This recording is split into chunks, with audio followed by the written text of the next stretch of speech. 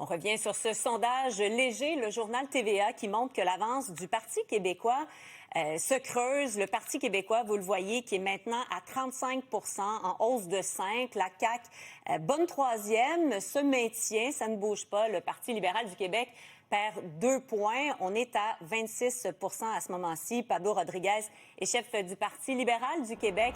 Il est avec nous cet après-midi. Bonjour, Monsieur Rodriguez. Bonjour, Mme Lapierre. On s'est parlé dernièrement, suite à votre défaite dans Arthabasca. Est-ce qu'aujourd'hui, avec le sondage, vous prenez la mesure de la pente à remonter? Bien, moi, je vous dirais qu'on la remonte, cette pente-là. 26 % c'est une bonne nouvelle. Mais vous êtes à moins 2. 26 oui, mais ça, c'est dans la marge. Dans la marge. 26 % c'est 10 de plus que l'année dernière. C'est le double d'il y a 2 ans. Et c'est le troisième sondage qui confirme que c'est vraiment une lutte à deux. C'est entre nous et le Parti québécois. En même temps, moins 2, vous auriez préféré, j'imagine, plus 10. On préfère toujours avoir plus.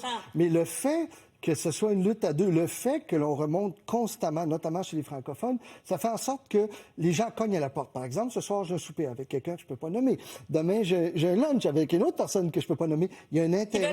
Qui va être candidat. Ce qu'on n'avait pas nécessairement il y a 6 mois, c'est ce qui nous a permis, par ailleurs, d'avoir une Chantal Marchand, une aussi bonne candidate d'Arthabasca, qui aurait pas dit oui il y a 6 mois, qui dit oui aujourd'hui. Et là, on recrute des Chantal Marchand à travers le Québec. À la question, qui ferait le meilleur premier ministre?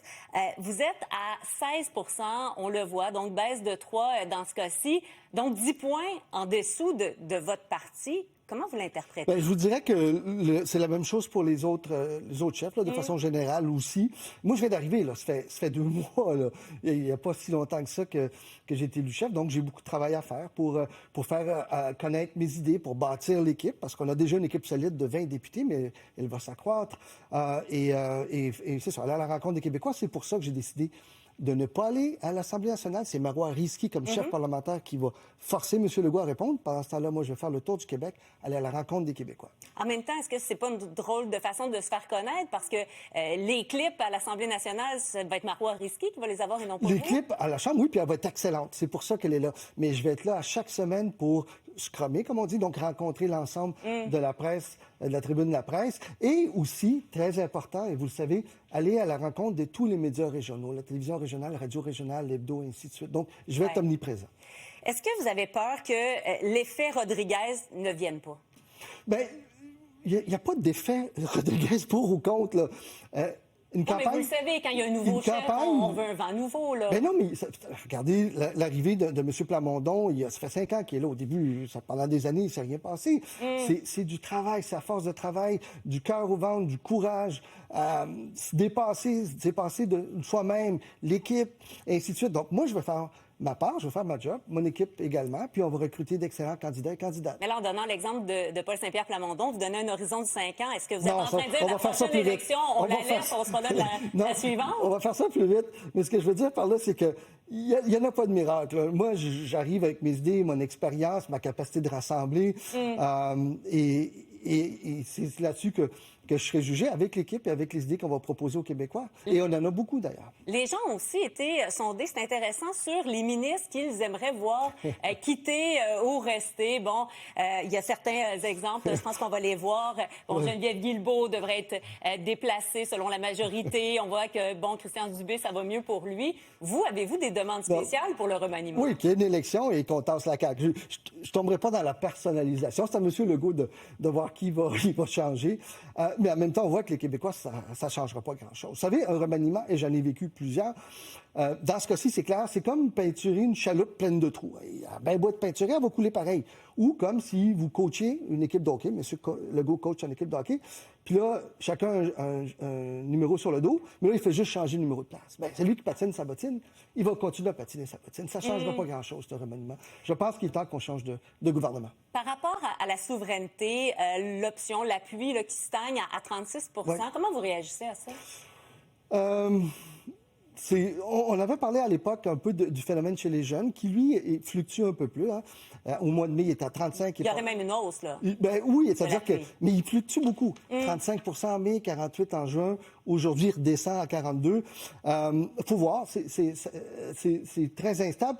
Mais ce qui est vrai, par contre, c'est que les jeunes veulent qu'on fasse mieux, nous, les politiciens. Pas juste le gouvernement, les politiciens dans l'ensemble. Et moi, c'est ce que je veux faire. Hier, Christian Dubé, était questionné à savoir s'il était découragé des sondages, etc. Puis il disait, ce que ça va prendre, c'est des résultats pour que les gens redonnent leur confiance à la CAQ. Pour les libéraux, qu'est-ce que ça va prendre? Ça va prendre une équipe solide, à qui les gens auront confiance. Ça va prendre un programme très solide, basé sur les besoins régionaux, pas quelque chose qui est de mur à mur, mais plutôt qui tient compte des réalités régionales. Encore une fois, c'est pour ça que je vais dans les régions. Et un chef qui parle de façon honnête, sincère et authentique. Et je pense que je reflète ça. Ça sera aux gens de décider. Qu'est-ce que vous pensez de cette hypothèse, de cette idée qui circule, comme quoi l'Assemblée nationale pourrait être prorogée à la rentrée?